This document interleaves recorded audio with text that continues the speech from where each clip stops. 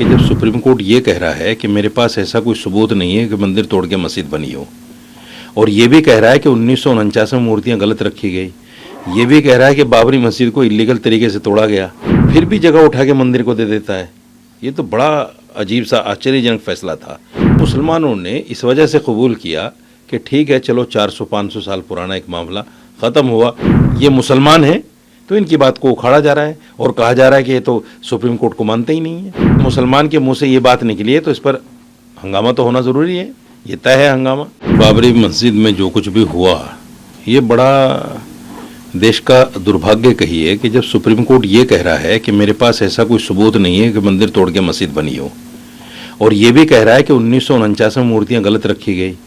ये भी कह रहा है कि बाबरी मस्जिद को इलीगल तरीके से तोड़ा गया, और ये भी कह रहा है कि जो लोग इसमें शामिल हैं उनके खिलाफ कार्रवाई होनी चाहिए, और फिर भी जगह उठा के मंदिर को दे देता है, ये तो बड़ा अजीब सा आश्चर्यजनक फैसला था। लेकिन मुसलमानों ने इस वजह से कबूल किया कि ठीक है, चलो 400-500 साल पुराना एक मामला ख़त्म हुआ, जान छूटी, ये देश में जो नफरत फैल रही थी ये कम से कम होगी। लेकिन पता चला कि वो तो और ज़्यादा हो गई,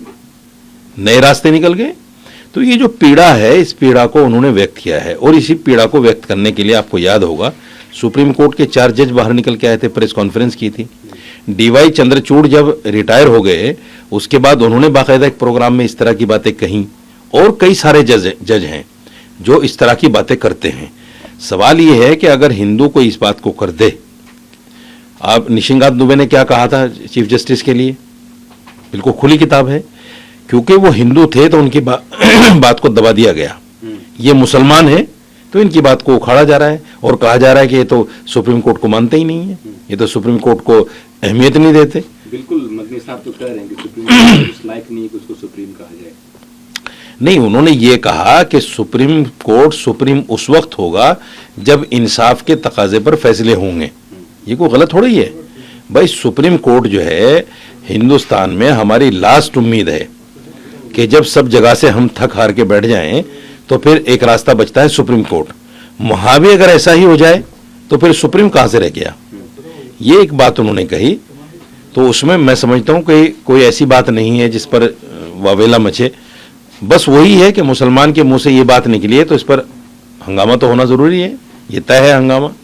और हो रहा है। उन्होंने कहा कि आजकल जिहाद शब्द को गाली बना दिया गया है, इसको आप कैसे देख रहे हैं? वो थूक जिहाद, लव जिहाद एक गाली की तरह टर्म यूज होता है। देखिए, उन्होंने एक बात कही कि जब जब जुल्म होगा, जब जब जिहाद होगा, इस बात को तो मैं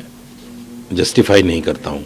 इस बात को तो मैं इसलिए कहता हूँ कि देखिए ये बात सही है बिल्कुल कि कुरान ये कहता है कि जिहाद जुल्म के खिलाफ होने को, खड़ा होने को कहते हैं, कि जहाँ जुल्म हो आप उसके खिलाफ खड़े हो जाओ तो इसी का नाम जिहाद है। और दूसरी जबान में अगर इसको कहें कि जिहाद जो है वो सेल्फ डिफेंस है, जितनी भी जंगें उस वक्त में हुई हैं वो सेल्फ डिफेंस में हुई हैं। हमला कर दिया, मुसलमानों ने उसको रोका है, और कुरान ने यही कहा है कि जो सेल्फ डिफेंस में मारा जाए वो शहीद है। तो ये जो जिहाद का शब्द है बड़ा पाक और पवित्र शब्द है हमारे लिए,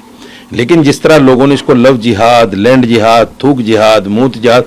और हर जिहाद से जोड़ दिया, तो यकीनी तौर पर ये हमारे आस्था को चोट पहुंचाने वाली बातें हैं। यकीनी तौर पर हमें इस बात का एहसास होगा कि हमारी जो धार्मिक चीज़ है, जिस पर हम आस्था रखते हैं कि हाँ भाई ये चीज़ होनी चाहिए, उसको कहीं ना कहीं गाली बनाकर जो है पेश किया जा रहा है, बुरा भला उसको कहा जा रहा है। तो मेरा मानना ये है कि ये चीज़ ऐसी नहीं है कि जिसको मदनी साहब ने कोई गलत वे में कहा हो।